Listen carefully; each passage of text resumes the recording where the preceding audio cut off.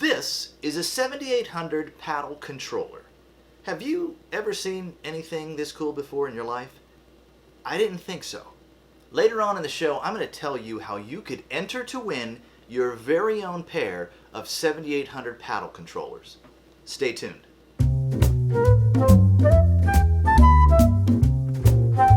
Welcome back, everybody, to the Lynx Lounge. I'm your host, BTB. We are talking about platforming games. We're talking about any kind of a game where the main character runs left to right. Heroes run right. We're looking at all of the action games that the Lynx has to offer. And listen, you cannot have a system without a Mario type game. So what are you going to do? You got to get that Mario game. What do you have? You've got Scrapyard Dog.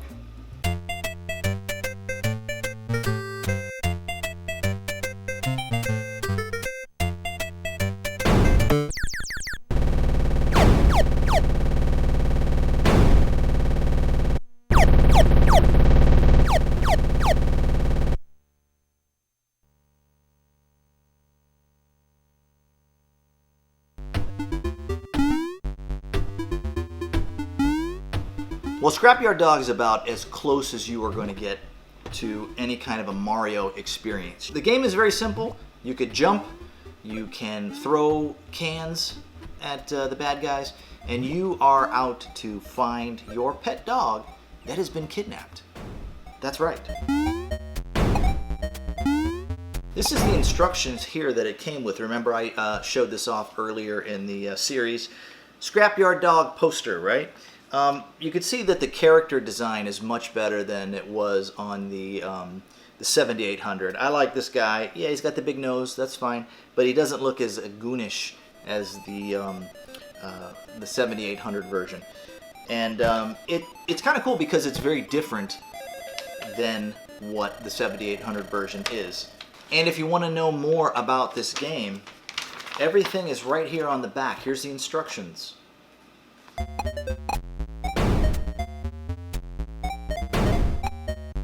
Man, this game is a little tough. It's a little relentless.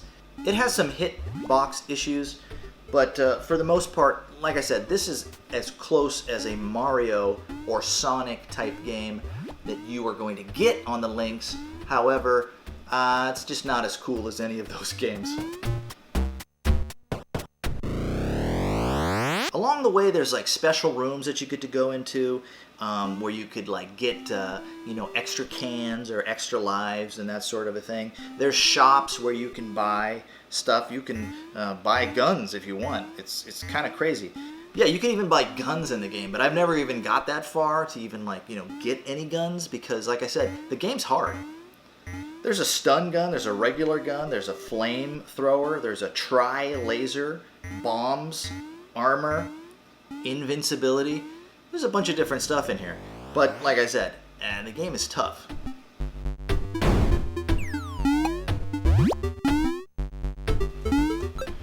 Okay, so how does it sound? The game sounds really good.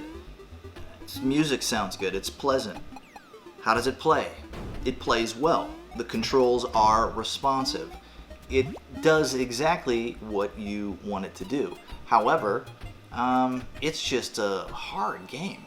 And, I played this game many, many times. I played it for many years. I have a hard time getting past like the third section of the game, maybe even the fourth section of the game. I know that there's like a whole different level of things to do, but for the most part, I cannot get past some of the most easy levels.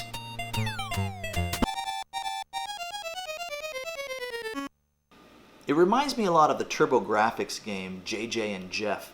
I don't know if you ever played that one, but it's kind of like this game where you're moving left to right, and you're playing these really crazy characters. It's totally censored because it was a Japanese game, and then they brought it over to the States. They tweaked a bunch of things, so nothing really makes sense in the game, and it's just you are getting, birds are taking dumps on you, and things are jumping out of the bushes. That's what this game reminds me of. It's sort of like, I should know exactly what's happening in this world, but it's just there's so many different rules to it that it tends to be a little convoluted.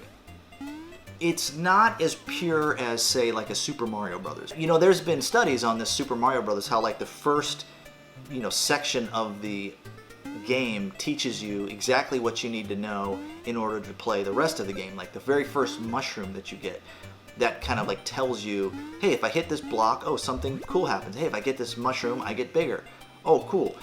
Scrapyard Dog expects you to understand what the world is that it lives in, but it's still a little bit fuzzy.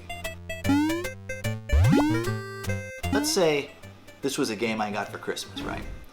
And you know how it is. Maybe you only got one game for Christmas, or maybe you just got some money or something like that, and you put it towards something like this.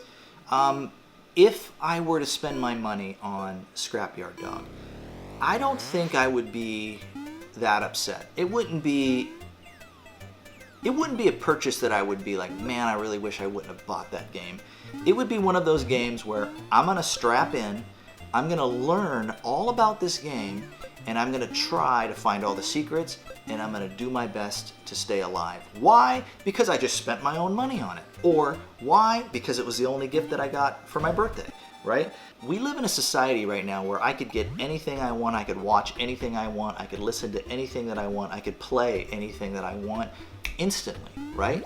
Well, back in the day, back in 1991, hey, if you committed to something, if you bought something, you better learn how to play it. So this was a game that was, it was not Mario, it was not Sonic, but you know what? It was a good ride.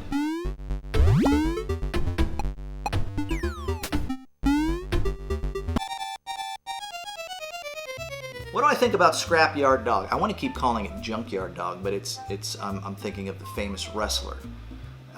May he rest in peace. I don't know if he's dead or not, but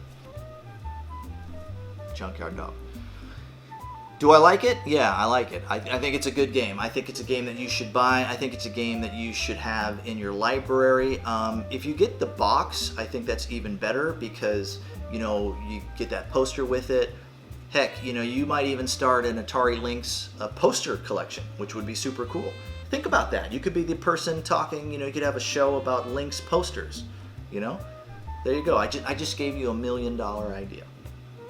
If it's got good graphics, it's got good music, and it's got good control, guess what, guys? These are the kind of games that we want to be spending our money on. These are the good games. This is a game that I would highly recommend. Yes, go out there.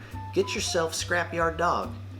Get some old cans and start kicking them down the road because you are going to need them with all the bad guys that you got to face.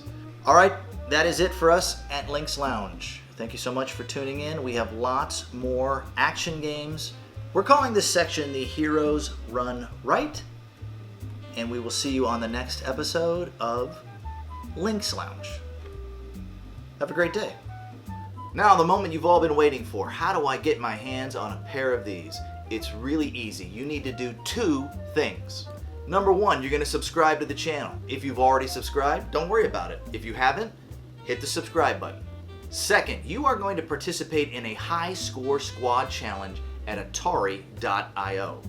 You can join in any and every high score squad challenge at Atari.io up until December 1st.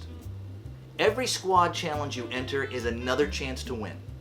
Now do me a favor, shout me out when you post your high score. Make sure you say BTB, enter me to win, and it's all good to go. On December 1st, 2020, we are going to do a drawing and we are going to see who is the lucky person that is going to win these beautiful bad boys right here. I wish you all the best of luck. And while you're participating in the High Score Squad, check out Atari.io. They've got all of the cool things that we all love talking about. We love talking about video games. We love talking about retro stuff, vintage stuff. We love talking about TurboGrafx 16, Sega, Nintendo, all of the kits, all of the classics, and it's all there at Atari.io. Good luck in the contest, and I will see you in the forums at Atari.io. See you later.